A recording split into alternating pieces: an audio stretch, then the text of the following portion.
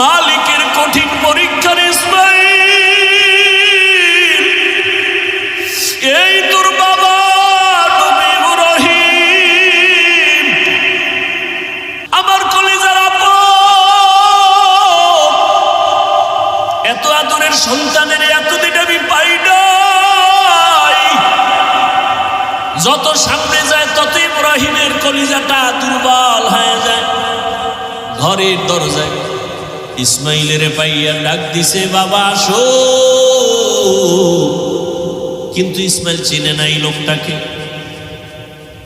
ঘরের মধ্যে দৌড় দিছে, আল্লাহর নবী সালাম দিলেন, আসসালামু আলাইকা ইয়া আহলাল বাইত।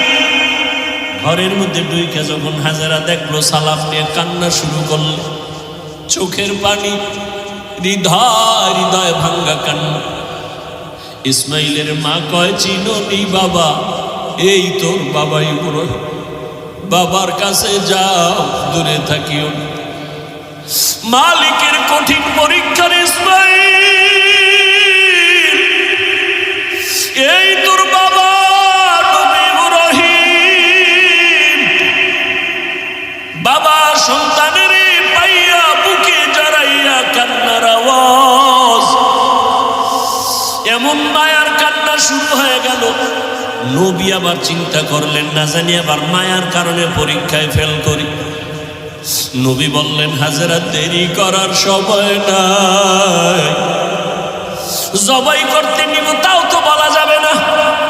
নবী কৌশল করে বললেন, ও হাজেরা, ইসমাইলের সুন্দর করে সাজাইয়া দাও, মালিকের দাওয়াতে যাব। মা হাজেরা তো ভাবছেন দুনিয়ার কোন মালিক দাওয়াত দিছে সেখানে যাবে। মা হাজেরা বুঝতে পারেন নাই যে আসল মালিক দাওয়াত দিয়েছে। মা হাজেরা এতটুকু বুঝা দুনিয়ার মালিকের দাওয়াতে যাবে, বাবার সাথে যাবে। মা বড় আনন্দিত হইয়া ইসমাইলের এমন সুন্দর করে সাজায় দিলেন। এবার ইসমাইলের নিয়ে বাবা রওয়ানা। বাবা সামনে হাঁটে, ইসমাইল পেছনে পেছনে হাঁটে। মা দুঃখিনী দরজার কিনারায় দাঁড়ায় দাঁড়ায় সন্তানের দিকে তাকায় থাকে।